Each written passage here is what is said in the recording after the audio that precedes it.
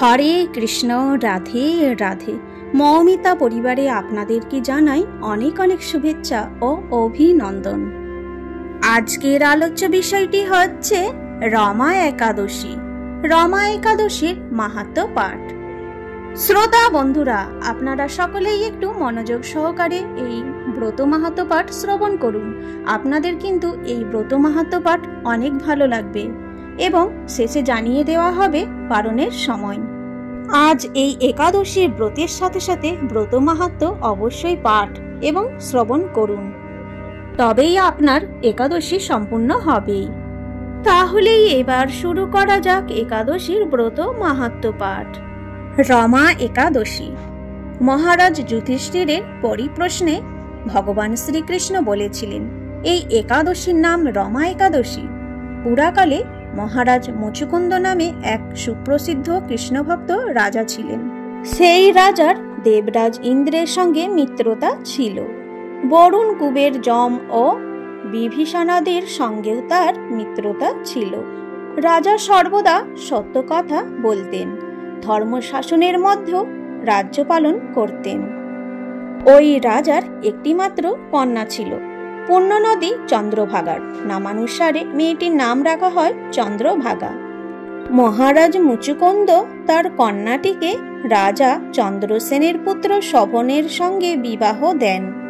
এক সময় শোভন শ্বশুর বাড়িতে এসেছিল। ওই দিন ছিল পুণ্যফল প্রদায়িনী একাদশী ব্রত। চন্দ্রভাগা খুব চিন্তা করতে লাগলো, আজ এই একাদশী দিনে উপবাস করা বিশেষ প্রয়োজন, কিন্তু আমার স্বামী তো মোটেই উপবাস সহ্য করতে পারেন না, তার কি হবে?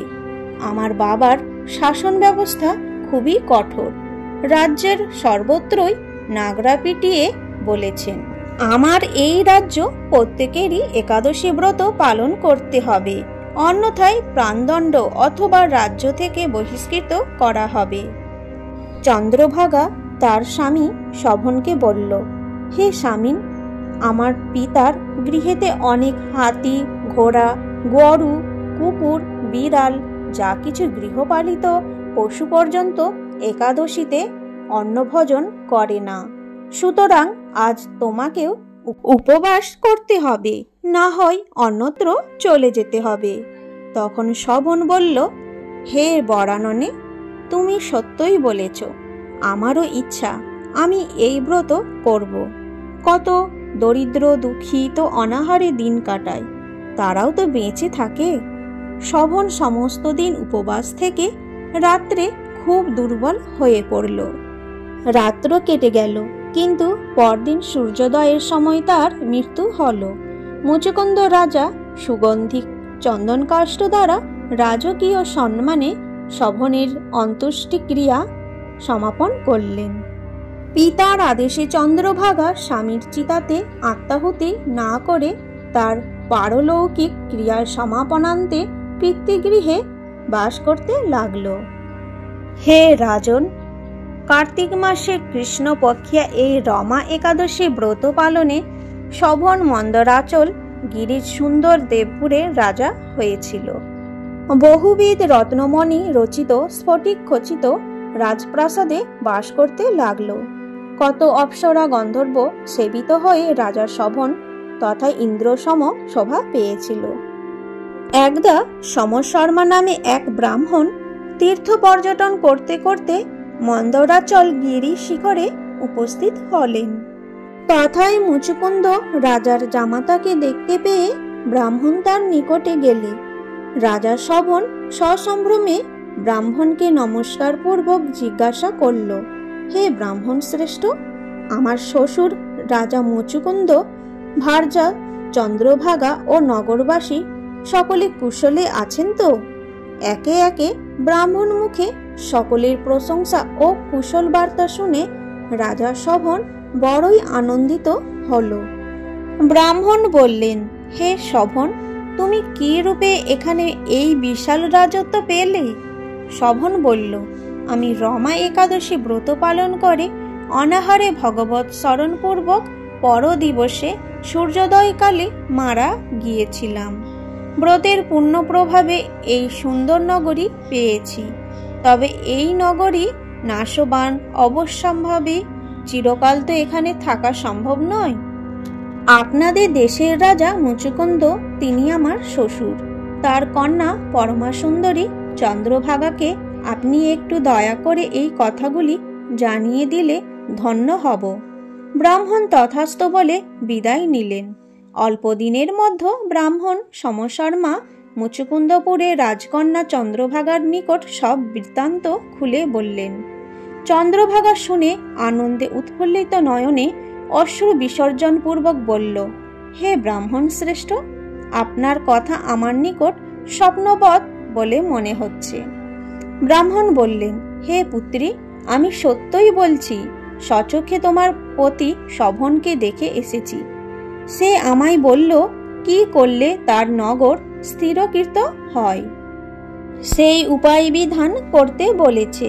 চন্দ্রভাগা শুনে বলল, হে বিপর্ষী, আমি আমার পতিকে দেখব বলে প্রবল আকাঙ্ক্ষা জেগেছে। আপনি আমায় তথায় নিয়ে চলুন। সমশর্মা ব্রাহ্মণ তখন চন্দ্রভাগাকে সঙ্গে করে নিয়ে মন্দরাচল গিরি পাদদেশে বামদেব নামে মুনির একটা সুন্দর আশ্রম দেখতে পেয়ে তথায় মুনিকে প্রণাম করে চন্দ্রভাগা তার স্বামীর সকল বৃত্তান্ত খুলে বলল। বামদেব মুনি বললেন, তুমি এই মন্ত্র উচ্চারণ করবে।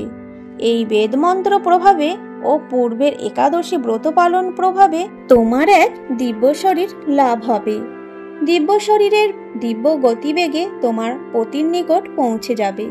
মুনির উপদেশ মন্ত্র প্রভাবে চন্দ্রভাগা সেখানে পৌঁছে নিজ পতি শোভনের দর্শন ও শোভন স্বীয় পত্নী চন্দ্রভাগাকে দর্শন করে পরম প্রীত ও প্রসন্ন হল। চন্দ্রভাগা বলল, হে স্বামীন, আমি পীর্তিগৃহে অষ্টম বর্ষ থেকে আরম্ভ করে অদ্যাপিও এই একাদশী ব্রতসমূহ পালন করে আসছি। তৎপূর্ণ প্রভাবে তোমার এই রাজ্য স্থিরকৃত হবে। কোনো চিন্তা করবে না, আমি তোমার পার্শ্বে থেকে উভয়েই দৃঢ়ভাবে ব্রতাচরণ করব। তথায় দীর্ঘকাল ধরে দিব্য শরীরে বসবাস করে দেহান্তে ভগবদ্ধামে গতিলাভ হয়েছিল। জয় শ্রী কৃষ্ণ। আজকে এই ব্রত মাহাত্ম্য পাঠ এখানেই শেষ হলো। এইবারে আমরা জেনে নেব একাদশীর পরের দিন পালনের সময়। একাদশীর পরের দিন সকাল 5:38 থেকে 9:25 মধ্যে সকলেই পালনটা করে নেবেন। আজকের এই ভিডিওটি আমার এই পর্যন্তই থাকলো। সকলেই ভালো থাকবেন, সুস্থ থাকবেন এবং এই ব্রত মাহাত্ম্য পাঠ আপনার যদি ভালো লেগে থাকে অবশ্যই একটি লাইক এবং কমেন্টে জানান জয় শ্রী কৃষ্ণ।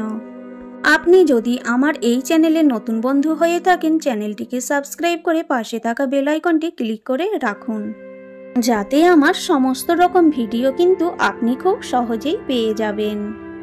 আর ভালোবেসে একটিবার হলেও বলুন রাধে রাধে।